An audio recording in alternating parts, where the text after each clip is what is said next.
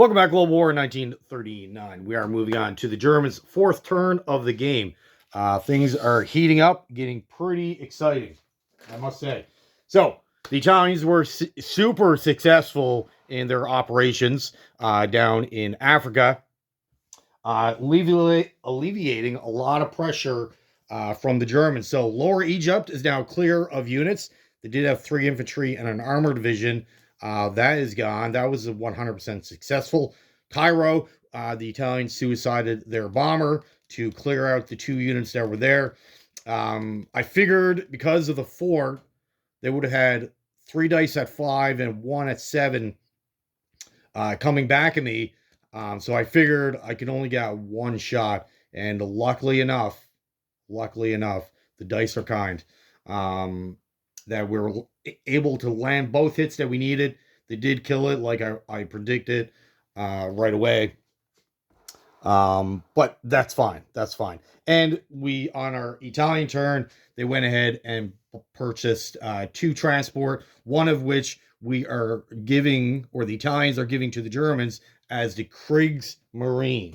So that's a nifty little maneuver that it's a relationship between the Italians and the Germans. So if you look at the map and the way the factories are lined up, if the Germans wanted Navy in the Mediterranean, they would either, one, have to build it up here and sail it around, which is kind of a suicide mission because the British Navy are not going to allow German units into the Mediterranean. And it takes you, 1, 2, 3, 4, 5, 6. It'll take you 2 or 3 turns, 3 to 4 turns, to get into the Mediterranean from the sea zone. The British are not going to allow you to do that, so don't even bother trying. The only other option, you can build in the Black Sea, in Sea Zone 43, but as soon as Germany puts any kind of naval presence in this sea, Turkey immediately aligns with the Commonwealth. And we don't want that. And then the Germans would have to come and attack Istanbul before they're able to get the Navy out of Sea Zone 43. So just because you, say they had three destroyers here, they can't get out until Germany owns that territory because of the straits, and whoever controls that territory controls the flow of ships between Sea Zone 42, 43.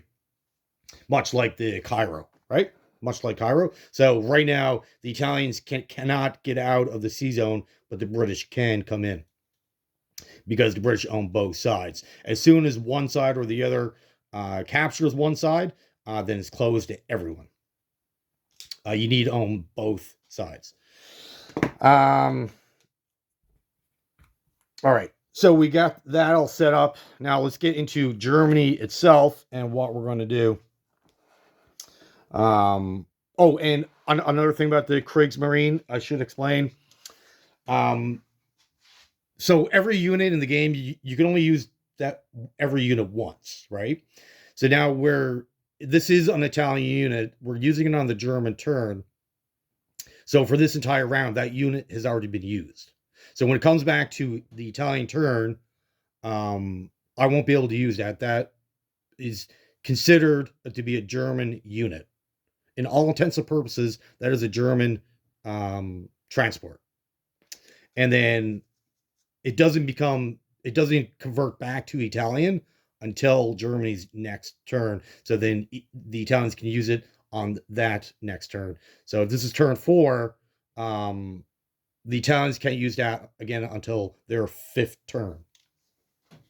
Make sense? Okay. Because otherwise, if the Italians could use it, then it's kind of not fair. You're only allowed to use every unit on the map once per round. Okay. So, for the Germans, we have $76 to spend, just like the previous turn, which is fine. These are our allies. And I would suspect this will probably be our last turn of getting Finnish infantry developed by Finland. Okay. So if you look up here on the map, and there's a reason why we picked out these units. Some of these units I don't really want now, but they are needed. And yeah, it's a situation where the British did a maneuver. We have one turn to respond. If we don't, uh, well, things cannot go well for us. So if you look up here, C Zone 13, the Canadians got 2 transports. The Canadian Army is in Scotland. 1, 2, they can easily get to C Zone 7, offload, and take Oslo. If they take Oslo, they're stripping us of 2 $5 bonuses. That is massive. Oslo to the Germans is worth $11. You cannot lose it. You need it.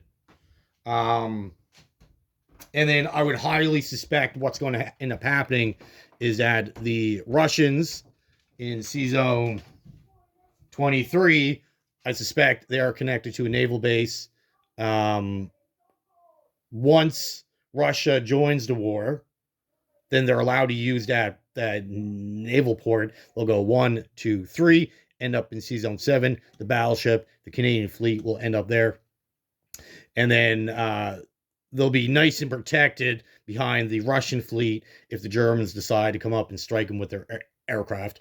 At that point, I don't know if it would be worth it. The Russians have four ships, a cruiser, destroyer, a battleship.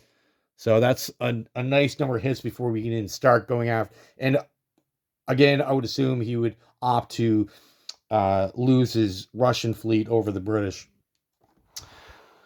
So I think that's what's going to happen. So I need to respond. And this brings us back to our purchases and the reason why I chose these units.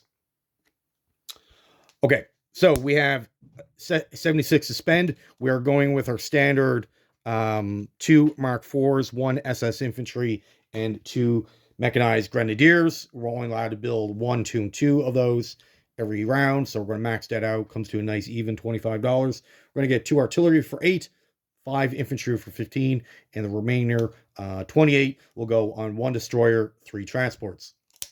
And then, of course, our allies, Bulgaria, Hungary, Romania, Finland. They'll produce for us as well. All right, now our moves. What are we going to do? How many battles do we have to declare? We have a couple. The Germans seeing what was going on over the land in the Pacific, and they were like, oh, they're having all kinds of fun. We should join in. So we are, in fact, declaring war on Russia. This is turn 4. So typically you do turn 1 would be all your conquest of mainland Europe. Turn 2, 3, you build up for the invasion into Russia in turn 4. You could delay it till turn 5, but why? You're just giving the Russians more time. Right now, I believe their economy is at 39. They need to get to 48. So do I really want a chance that they're only going to roll 5? Or 6 or whatever? More likely they're going to roll a 12, and then they'll be able to declare war on themselves. So let's just go in now. So we're going into Bessarabia, Western Ukraine, Eastern Poland, Baltic states. Now, this does one more thing, because we're now declaring war. That $5 bonus that we're receiving for being at peace with Russia, that goes away, obviously. So we're going to lose that. However, it's very important that when you invade Russia, that you invade a number of territories that equates $5. So we got 1, 2, 3, 4, 5. So by losing the $5 bonus doesn't really matter because we're gaining $5 from territory, which is fantastic. And we might as well use our. It's kind of like a sneak attack, not really. Basically, the Russians get a -1 on their defense. I get a +1 on my attacks. So it's all those Russian infantry, instead of defending at a 4, they'll only defend at a 3. And if you're like, well, why don't you build up in Finland and use that maneuver against the Russians up here? Because of the war between Finland and Russia before the Germans got involved, you can't use that maneuver up in Finland area. It has to be on the main border between Germany and Russia. And then I'm allowed to pick one territory that he's not allowed to counterattack, which I'm quite positive he's not going to counterattack Western Ukraine, so we're not going to bother with that. We will say, or does it have to be right territories? I don't know. I'll have to look into it. If it has to be actual Soviet territory, then I guess we'll have no choice but to say Western Ukraine. But if it's any territory that we conquer, then I'll say it's Baltic states. I'll get further clarification. I don't think it's really going to matter. He's not really going to have much to counterattack with anyways. He pulled everything back. He's been trying to push into Finland pretty hard this game. So, good. All right. Obviously, we're going in with our 6th Army from Romania. One guy will stay behind, and he will go into Bessarabia. So that's a walk-in. Everything else from Romania will go into Ukraine. The 2 mechs. So we got a regular mech and mechanized grenadier pulling 2 artillery. They will also go into Western Ukraine. All right, the 2 Mark 4s in Hungary, they will go through Romania into Western Ukraine as well. So they're going in for sure. What else are we doing here? What else?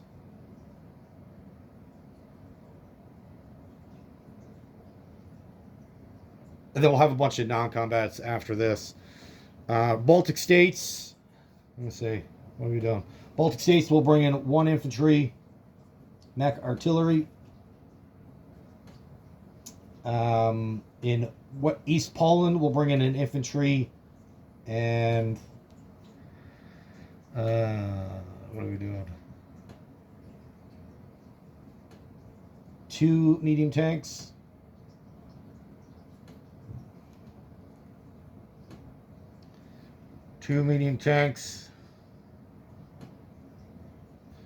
The mech artillery from Stettin will also go in there as well, into Poland. So that's 2 tanks, mech, artillery, infantry.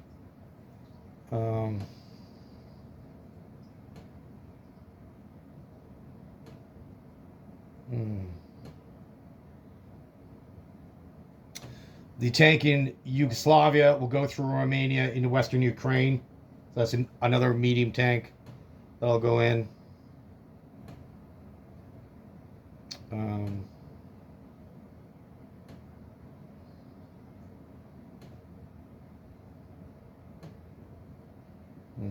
All right, we got another SS mech in Hungary that will go up to Poland as well, and then the 2nd in Romania will go into Western Russia.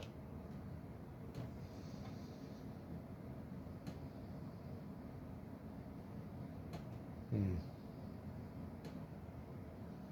think that's it. The rest will be non-combat. That should be enough. Okay, so let's do that. Oh, sorry, one more battle. Oh my goodness, I almost messed up the whole reason for Italy doing what it was doing. Okay, my apologies. We're going to back out the tank. We're going to put that back in Yugoslavia. That will not go into Western Ukraine, but we will take one, jumping on the Kriegsmarine. They'll come down to 47. We're allowed to do this because of the naval base that we just constructed on the Italians' turn. So we've got a movement of 3. 1, 2, 3. Perfect. And we're going to take a guy and we're going to drop it off in Cairo. Boom. Cairo is empty. There's nothing in it. It means the fort doesn't do anything. The factory gets destroyed. Fantastic. All right, we are good to go. And we met our objective of getting rid of that factory. and it is a walk-on, so it's guaranteed ours. There is another economic boost. If there's any Germany units in Cairo, Germany gets a slight economic boost from that. What this also does, it also prevents the British Navy from re-entering the Mediterranean. You need on both sides, Cairo and Transjordan, to get through. So that is stopped. Now, again, like I explained, this transport, I cannot use that on the Italian turn. That's why there's a German marker on it to remind me. Crazy, crazy, crazy. Okay, that is it for the attacks. Now let's start rolling dice. Should be pretty interesting.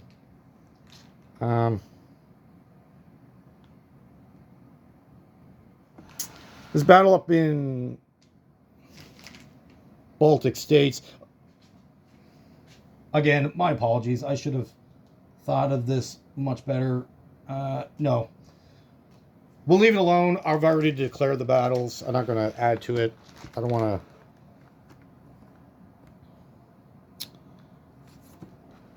I just want to give my opponent the most advantages. I've already declared my battles. I can't really change them. Okay, in Western Ukraine is 1 infantry. Because of that German special ability or maneuver, I guess, whatever you want to call it, they defend at 3. But we have crazy amount of stuff, so we'll roll the 4 Mark 4s at 7. So 4 at 7. 551, good to go. He returns at a 2. Oh, whoa! Would you look at that? Killed a guy. I lost a man. Eastern Poland. So we got 2 at 6. 6-12. Can you see that? No. Let's see. 6-12. Boom. Right? And you also got to remember when you have your mechanized grenadiers, like the improved ones, the ones you can only buy 2 of a turn, when they're paired with tanks, they get a bonus. So just be mindful of that. So we land our hit. They return with a 3. Got a 4. Miss.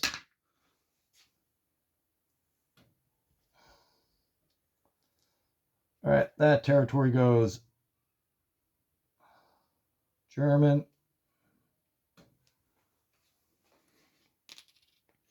And then up in Baltic states, yeah, I should have 2 at 4, 3-9. Guess it didn't matter. Return 11. 11. All right.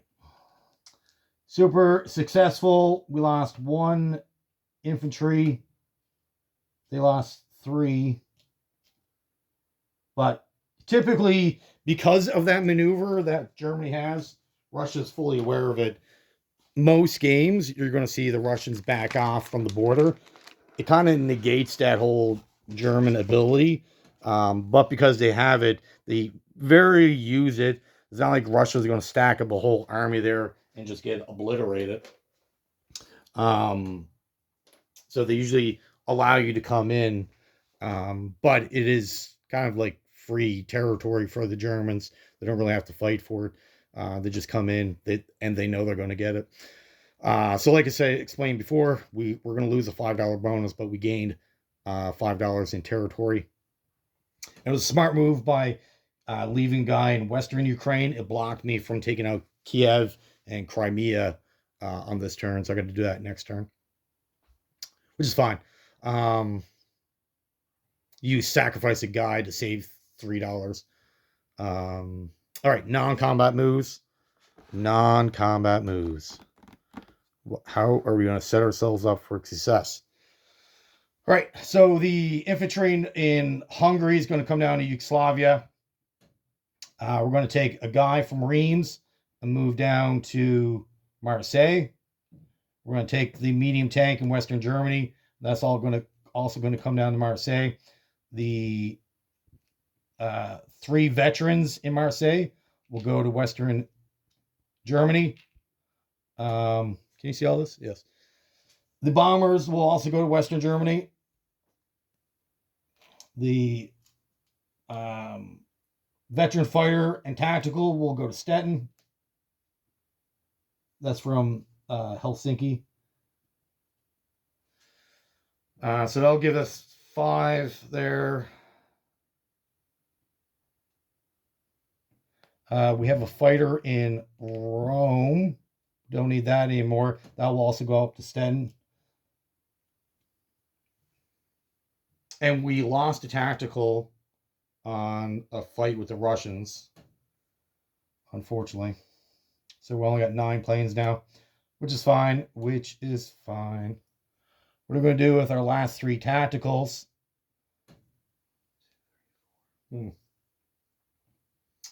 Our last 3 tacticals. What are we going to do with this? Well, we don't want to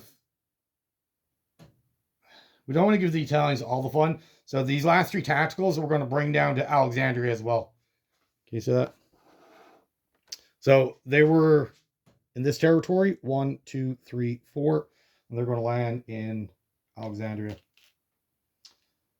So we have a nice Air Force there, mixed between 2 nations. The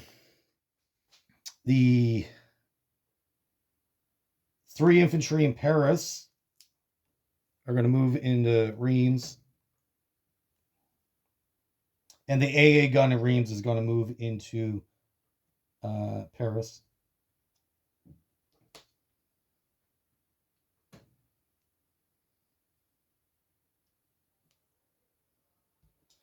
All right, so now we got 3 infantry in Reims.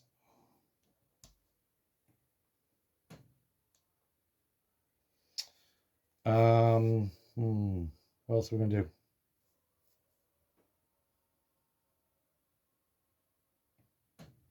We have 2 air transports in Berlin.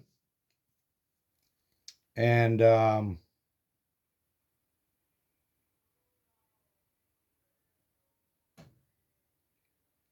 going to fly those up to Oslo. So they have inherit a 5 plus 1. So they're going to go to Western Germany, 17 Oslo. So that gives them 3 spaces left. Back to 17, Western Germany, Reims. So they're going to land in Reims.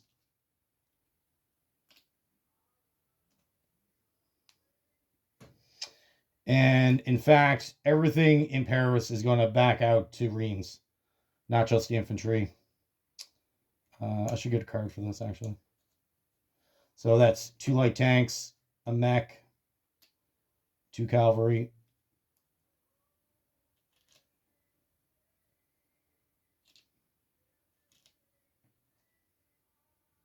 I have to get a card for this. Oh my goodness. All right, so that's all in Reims. The AA gun in Berlin will go to Western Germany, and the AA gun in Western Germany will move to Reims. So they all got that now.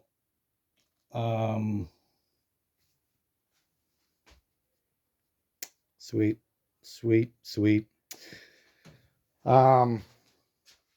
And also every round that you have the bonus with the 7 different territories, you can opt for coastal guns, which last 3 turns we got a coastal gun in Bordeaux, Normandy, Reims, and but you can get a coastal gun or a hedgehog. We're going to opt for a hedgehog, and we're going to place that in Western Germany. I don't think you can put it in Oslo. I have no idea. I should have double checked that, actually. I don't see why not.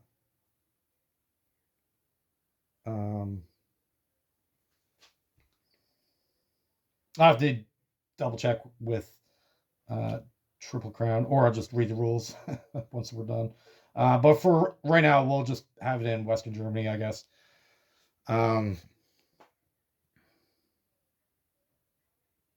Actually, 2 minutes here. All right, thank you for waiting. In fact, we are allowed to put a coastal gun, hedgehog, in any of those 7 territories. So, in fact, we're not going to put in Western Germany. In fact, we will put it in Oslo. That should be enough. Also, one more move. The Airborne in Oslo only fought in 1 battle. The Airborne in Narvak fought in 2. So he's more experienced. So we're going to move those around. Rather give the guy with the most experience, I want to give that battle the best chance for success. I think that's it. I think that's all we can do. So the trains, the one in Romania will go to Western Germany, and the one in Hungary will also go to Western Germany. That is it. Unit placement. I don't think I can move anything else. Oh, we got this tank here. What are we doing with this guy? Where's he going? I didn't have. Oh, I should have brought him into a battle. That was a waste. Huh. I guess we'll move him into Poland. Thought I need him for something, but apparently I don't. Actually, I do need him. Sorry. We're going to put him in Western Germany. Yeah. Okay. Okay, that is it for the Germans. Let's do unit placement. So let's do our allies first.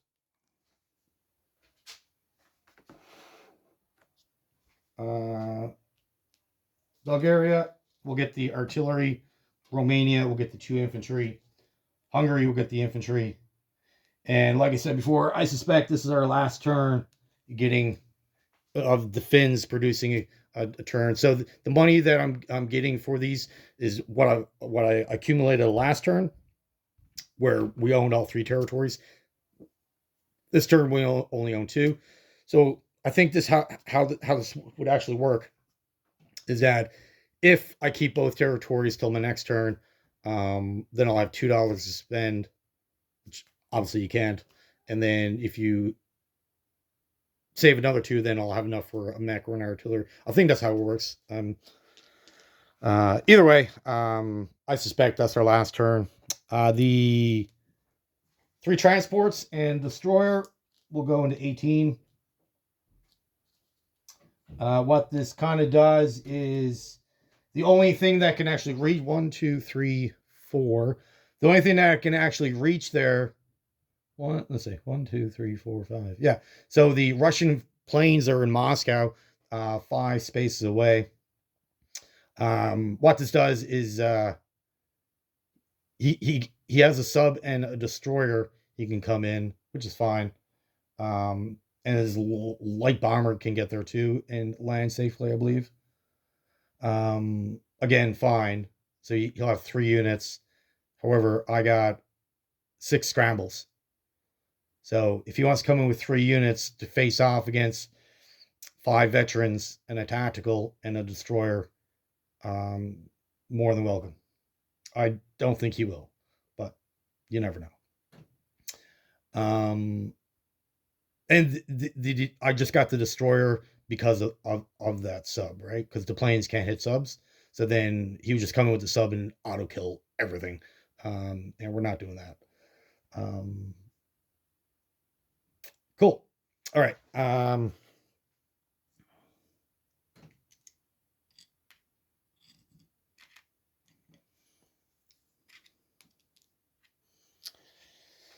All right. So the rest of unit placement, we're going to get the SS infantry will go into Western Germany. The 2 Mark IVs. 2 Mark IVs will also go into Romania, followed up by one of the SS mech. The other mechanized grenadier will go into Bulgaria, leaving us with 2 artillery. They'll go in Western Germany. Paris will accumulate 3 infantry.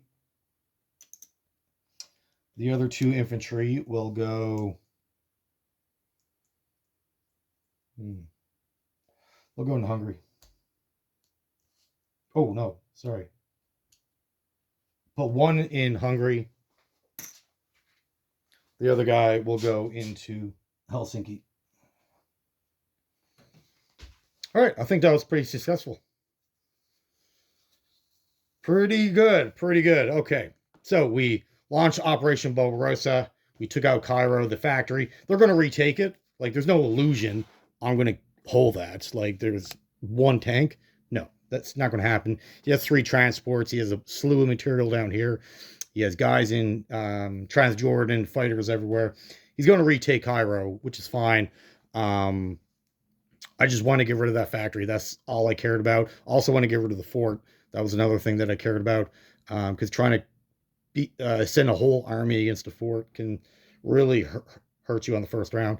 Now we don't have to worry about that anymore. Unless he builds another one, of course. But even if he takes it back, which he will, he won't be able to reconstruct it until turn 5. Because you can't construct infrastructure on territories you just took. All right, let me get into the income, and then I'll get back to you. All right, thank you for waiting there. So our territorial income is 68, plus we have 3 bonuses of 13. We get the third one for picking up Cairo. We get one $3 bonus there, and then of course our two $5 bonuses. The one from Russia, like I said, we're going to lose, which is fine. So we got 13 bonuses, puts us at 81 to spend on our next turn, which is a nice little jump considering the territories we gained in Russia. Oh, actually, we lost one in Finland, so we're at 80. My apologies. We're at $80 next turn. So yeah, the territories we gained in Russia just negated the $5 loss in the bonus. So we're even there. We just gained in Cairo. So we gained 5, of course, losing 1 to Viipuri. So we went from 76 to 80. Spend on the next turn. Great. All right, that is it for the Germans. Another downside about Germany attacking Russia, it does give U.S. another $10 increase. So they should be at $60. I suspect 2 more turns. They got to roll a 20. They've been averaging 12. So this will have the rest of this turn, 1 more full turn, and then the Americans are in the war.